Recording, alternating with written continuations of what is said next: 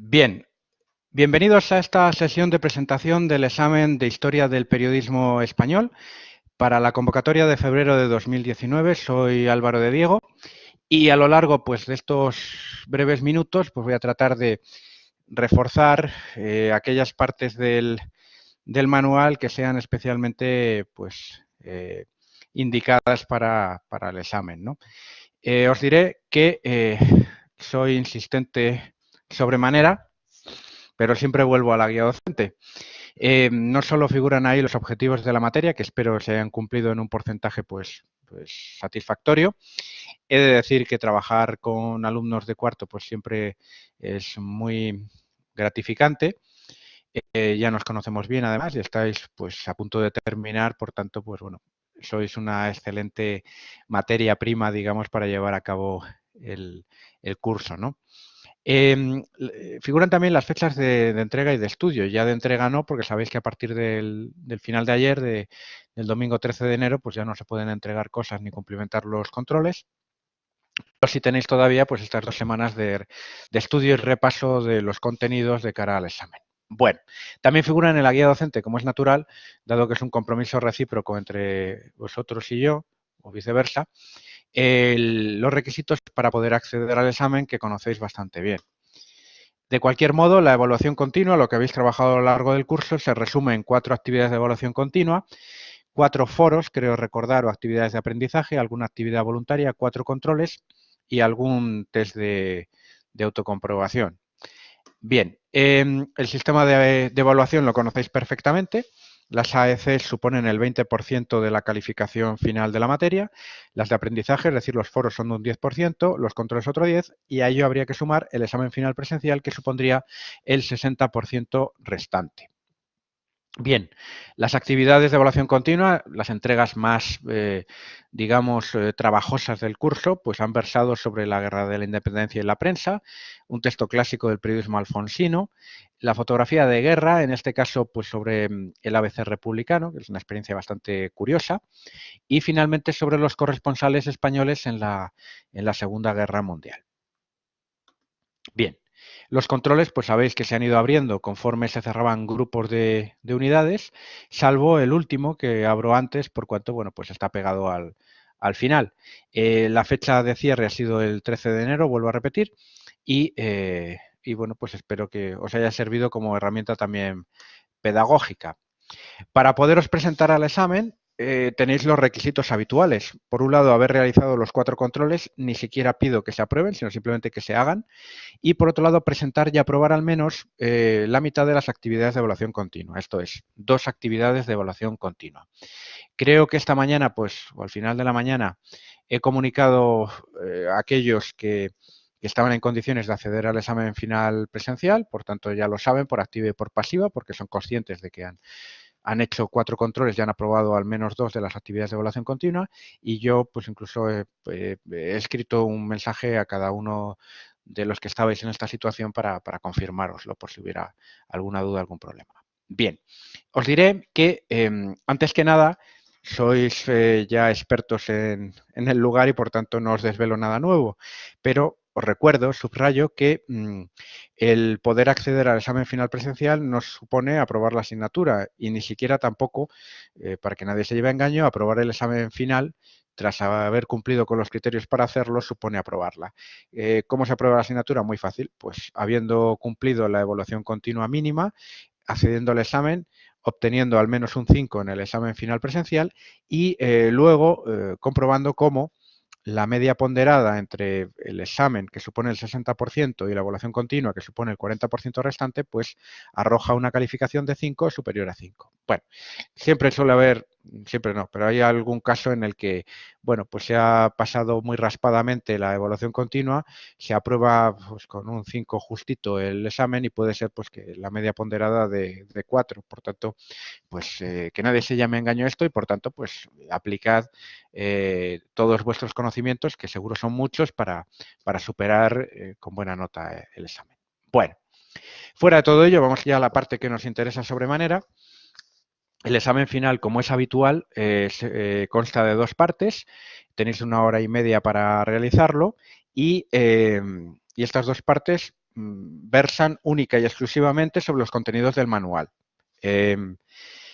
La primera parte es la parte de tipo test, supone el 50% de la nota del examen. La otra parte, por tanto, pues es el restante 50%. Y en la parte A, como decía, tenéis 20 preguntas parecidas a las de los controles, porque al fin y al cabo se extraen de la misma fuente, y la fuente es el manual. Por tanto, pueden entrar preguntas de tipo test de cualquiera de las unidades del manual, de las 9 unidades del manual. Perdonad. Son muy parecidas a los controles en el sentido de que 20 cuestiones con 3 opciones de respuesta y en este sentido lo único que las diferencia de los controles del aula es que las respuestas incorrectas penalizan. 2 respuestas incorrectas restan lo que suma una positiva, ¿no? Por tanto, bueno, pues haced vuestros cálculos para si en caso de duda, pues mejor no atended una pregunta concreta. Bueno, por lo demás, pues creo que se pueden resolver satisfactoriamente. Bien, la parte que quizá nos interesa más es la parte de las preguntas de desarrollo, la segunda parte del examen, que consistirá en una oferta de 3 temas amplios normalmente, no preguntas rebuscadas, sino en torno a grandes conocimientos de la materia, de las que deberéis atender de esa oferta de 3 únicamente a 2 temas. Por tanto, desarrolláis 2 temas, 2 preguntas y prescindís, declináis otra.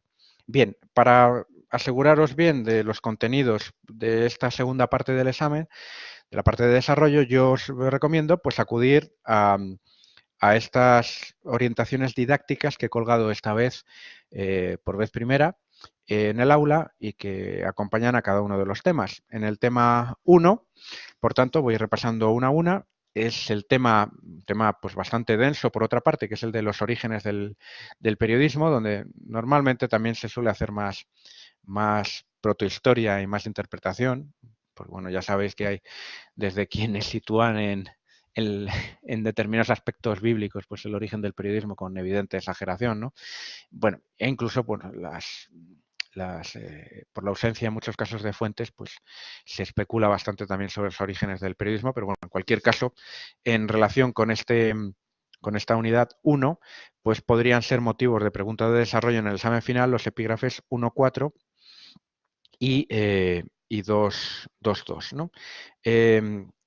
Bueno, fundamentalmente, pues bueno, ya sabéis que son muy relevantes, pues bueno, esos primeros periodistas de la historia del periodismo español que tienen nombres y apellidos. Por tanto, esencial, epígrafes 1.4 y 2.2.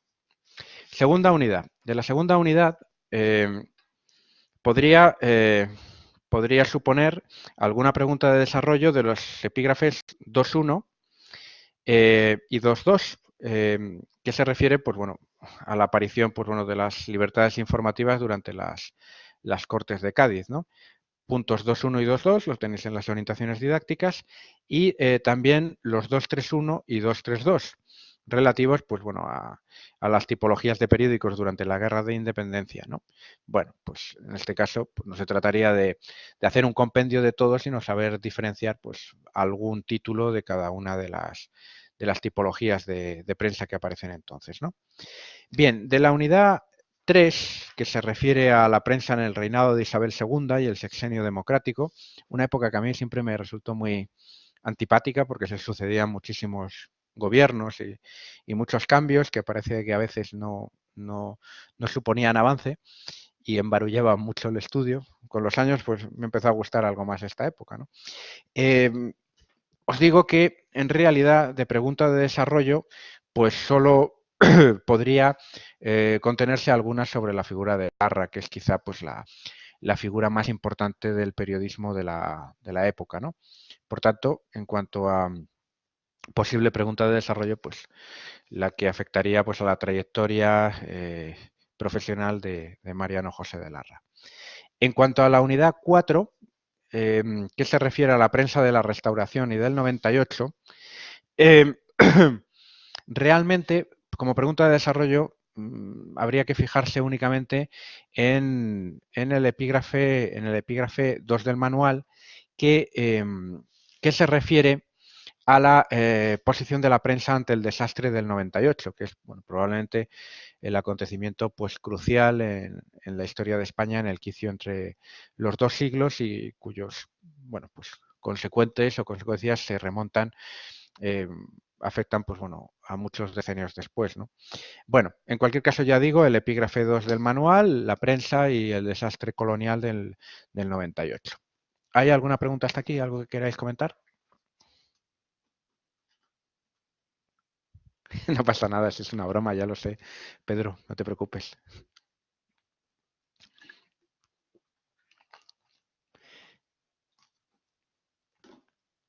Nos conocemos ya desde hace 4 cursos por lo menos. Bueno, más preguntas, más cuestiones. Las posibilidades de soborno a micrófono cerrado, por favor. Fuera bromas, continuamos. La unidad 5 se refiere a la prensa en el periodo alfonsino, Alfonso XIII. Básicamente, la pregunta de desarrollo podría afectar al epígrafe 3, es decir, el inicio del periodismo de masas y los 3 grandes grupos editores que se conforman en el primer tercio del siglo XX. Esto es especialmente importante, ¿no? Ya sabéis que son el grupo de Dedica, de la prensa católica, el grupo de prensa española, articulado en torno a ABC y Blanco y Negro, y el grupo, pues bueno, digamos, laico, liberal, que se articula en torno al Sol y, y, bueno, pues todo las iniciativas de Urgoiti y por extensión del propio Ortega y Gasset, ¿no? Bien, por tanto, el epígrafe 3 es especialmente relevante dentro de este tema. No lo estoy diciendo, pero en cualquier caso podría entrar pregunta de tipo test de cualquiera de los contenidos de los temas. No me estoy deteniendo en ello. Por tanto, pues bueno, repasar el conjunto del manual. A efectos de pregunta de desarrollo de la parte B ya voy marcando pues lo que es más relevante. Bueno. En cuanto a la unidad 6, que se refiere a la prensa durante el periodo republicano, durante la Segunda República, del 31 al 36, pregunta de desarrollo podría relacionarse con el epígrafe 2. Sería más bien, pues bueno, las grandes, quizá cabeceras de prensa durante el periodo, ¿no? En cuanto al tema que se refiere a la guerra civil, la prensa, o más bien la propaganda, que es lo que hubo durante el conflicto fratricida, interesaría fundamentalmente el epígrafe 3, es decir, lo que se refiere pues tanto a la situación de la prensa en la zona republicana como a la situación de la prensa, cómo se organiza en la zona franquista, ¿no? Hay bastantes paralelismos en muchos casos en cuanto al control que se establece de la prensa, pero también hay sus diferencias. Y es interesante pues ver el tema de las incautaciones, de la propaganda y demás. Por tanto, epígrafe 3 fundamentalmente en lo que hace pues a la prensa republicana o a la prensa de zona sublevada. En cualquier caso, bueno, sería una pregunta que afectaría únicamente a uno de los dos bandos. No voy a preguntar los dos porque sería pues demasiado extenso, ¿no? Bien, en cuanto a la unidad 8, que se refiere a la primera parte de la dictadura franquista, la parte pues más dura, más represiva, al calor de una ley para tiempos de guerra que fue la ley del 38, pues podría motivar alguna pregunta en torno pues a los epígrafes, a los 3 primeros epígrafes. El marco general de la prensa en ese periodo, que en realidad pues se ha visto un poco también en el tema anterior en torno a la guerra civil en el bando franquista, ¿no? Los principales diarios de empresa y sus problemas con la censura. Bueno, ya sabéis que básicamente las cabeceras más importantes pues, fueron el ABC, La Vanguardia y el Ya, fundamentalmente, aunque hubo más, y a todas les impusieron directores bueno, pues que estuvieron en continuo choque con las redacciones y con la propiedad de los diarios, ¿no? Bien, por tanto, diarios de empresa y sus problemas con la censura. Y por último, también explicar algo en qué consistió la prensa del movimiento, una cadena pues, de prensa muy grande que quedó controlada por el singular partido único y que procedía en gran medida de todas las incautaciones que se habían hecho a lo largo de la guerra o inmediatamente después de acabar esta, ¿no? Bueno, por tanto, estos serían los contenidos pues, básicos para una posible pregunta de desarrollo en el examen relativos a la unidad 8. Y finalmente, el último tema que se refiere a la segunda parte del régimen franquista, de la dictadura, hablaríamos aquí de la, de la ley de prensa fundamentalmente del 66, la ley Fraga, en cuanto a posibles preguntas de desarrollo y poco más, ¿no? Porque realmente pues, es lo que me interesaría el epígrafe 2, la ley de prensa e imprenta del 66. Es muy interesante realmente el periodo previo de preapertura, porque da muchas claves, pero bueno, lo voy a dejar excluido aquí, creo que es más bien para especialistas. Y también es muy interesante el periodo posterior, el del Parlamento de Papel, en el que estoy trabajando ahora, pero mira, entiendo que es llegar al final del programa y que bueno, puede resultar pues más duro estudiar en los últimos días pues lo que se ha visto al final, ¿no? Por tanto, básicamente esto sería el núcleo duro de lo que podría figurar en la parte de desarrollo del examen final presencial. No sé si hay alguna pregunta, queréis comentar algo, algo que os preocupe especialmente. Adelante, María, tú me dirás. Si tienes el micrófono, por micrófono, si no, a través del chat.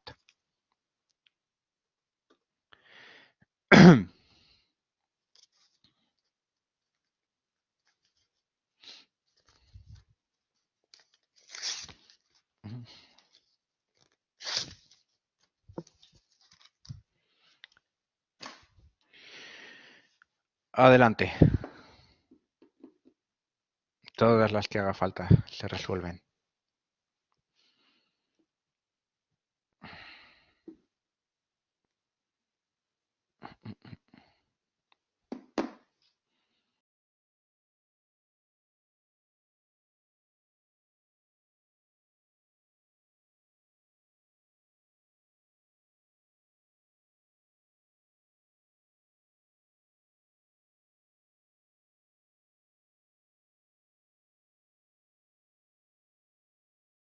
La pregunta. Trataré de que no sean excesivas las preguntas las que se incluyan fechas, o al menos que no sean rebuscadas, ¿no? La ley de prensa es del 66, eso hay que saberlo, ¿no? La ley Fraga.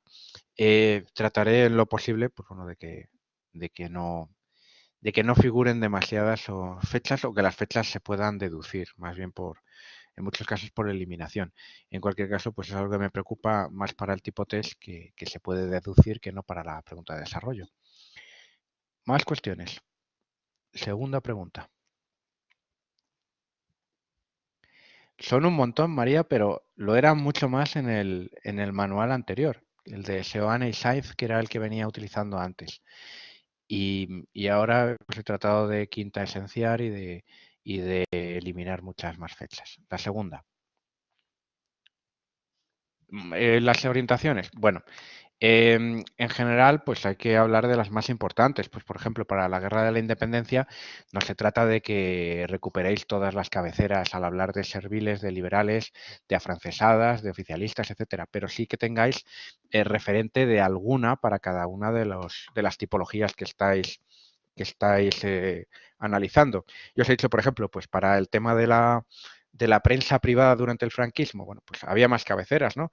Pero fundamentalmente yo creo que de empresa privada eran fundamentalmente el ABC, el Ya y la Vanguardia.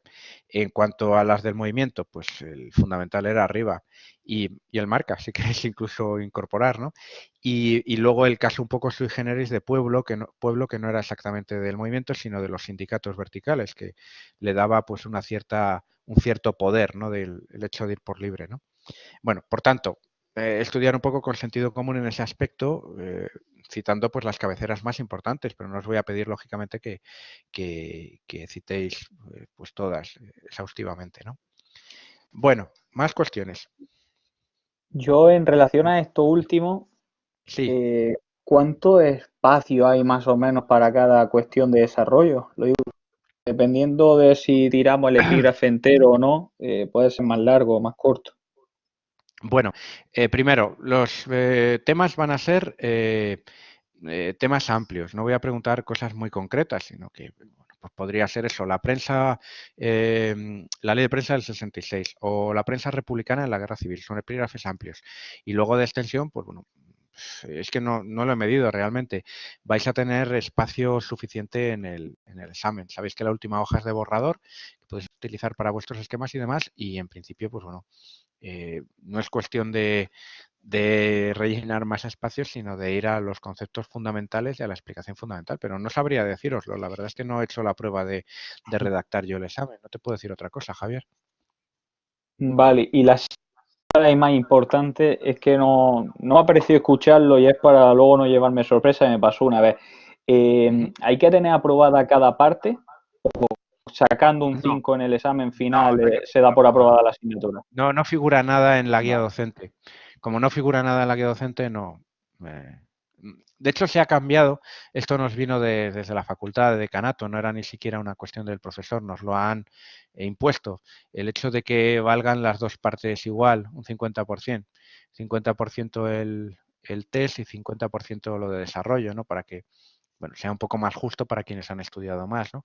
Yo no sé si es así, pero bueno, me ha moldado a ello y, y así se ha dispuesto. En la guía docente figura y es lo que va a contar en el examen.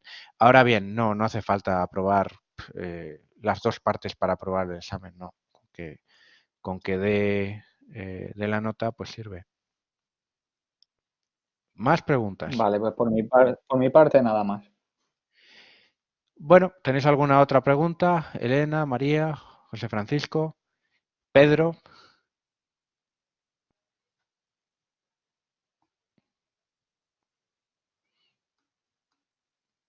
Bueno. Pues nada, que ha sido un verdadero placer coincidir con vosotros una vez más. No sé si la última, probablemente. Si es así, me dará mucha pena, pero a la vez pues tendré la satisfacción de que liberáis la materia y vais encaminados hacia el final del grado. Así que nada, un verdadero placer. Muchísimas gracias por todo y esto no elimina que surjan otras dudas y podáis seguir preguntándome hasta el día del examen. Así que poco más. Eh, que, que vaya todo muy bien. Un abrazo para todos. Claro, es natural, María.